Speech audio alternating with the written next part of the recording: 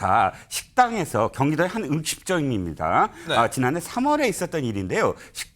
경기도 식당에서 식사를 잘 마친 70대 남성분이 있었습니다. 네. 잠시 밖에 나왔다가 야외 테이블에 놓여 있는 다른 사람의 휴대전화를 주머니에 넣은 겁니다. 네. 그런데 이 휴대전화 7년 정도 지난 구형 모델이래요. 출시된 지 7년. 예, 실제로는 그래서 재물의 가치는 별로 없어 보입니다. 네. 그런데 중요한 건 이거예요. 다음 날 이 70대 남성 음식점과 전혀 관계없는 어느 지하철역에서 환경미화원 분에게 네. 내가 이걸 주었습니다라고 건넨 거예요. 그런 후에 바로 절도죄로 기소가 된 겁니다.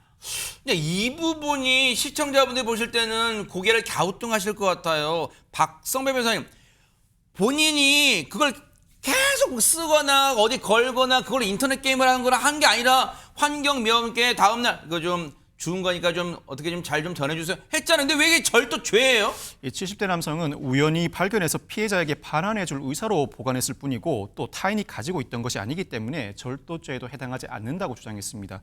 그렇지만 재판부는 절도죄를 유죄로 인정하고 벌금 80만 원을 선고했습니다. 주인을 찾기 위한 노력을 기울이지 않다가 다음 날 음식점과 전혀 상관없는 지하철역에 가서 미화원에게 휴대전화를 습득물이라고 건네는 등 휴대전화 절취는 물론 가지려는 의사도 있었다고 판단된다는 이유에서였습니다. 아니, 제물로서 출시된 이 휴대폰이 출시된 지 7년 정도가 돼서 제물로서는 가치가 없다고 지금 판단되는 그런 기종인데 80만 원이 나왔다고 벌금이? 일단 길에서 물건을 주었다면 다툼의 여지가 있습니다. 그렇지만 음식점과 같이 관리자가 있는 공간에서 물건을 주었다면 바로 공간 관리자에게 알려야 하고 알리지 않은 채 그대로 가지고 나간 이상 절도죄 성립 가능성이 상당히 높아집니다. 더군다나 이 사건에서는 다음 날 지하철역에 휴대전화를 가지고 간 이상 휴대전화의 소재를 발견하기 어렵게 하였고 이 자체로 절도죄 성립 가능성을 더욱 높이는 요소로 작용하게 됩니다. 그리고 벌금은 국가가 범죄에 대해서 형벌을 부과하는 절차라 반드시 재물의 가치에 비례하지 않습니다.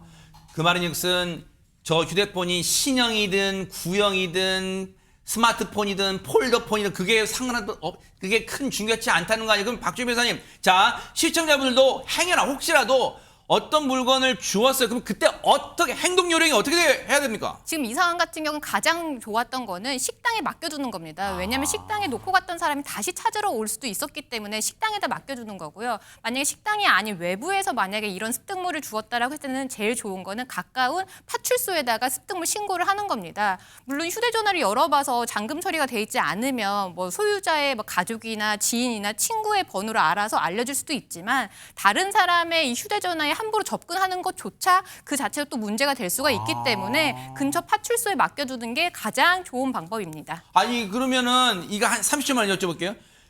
이걸 주었는데 파출소까지 걸어가는 게 꽤 된다 쳐요. 그럼 그 사이에 주인자가 내 휴대폰 갖고 있네요 하고 신고하면 어떻게 되는 거예요? 그 자체가 사실은 이걸 돌려주기 위한 의사로 사실은 가져가는 것이기 때문에 그 자체로는 이 불법 영득 의사가 없다라고 부정될 가능성이 굉장히 높습니다. 아이고, 그러네요. 어쨌든 중요한 건 견물생심이란 단어는 우리가 잊고 사는 게 요즘 세상의 상책이다. 그런 생각 해봅니다.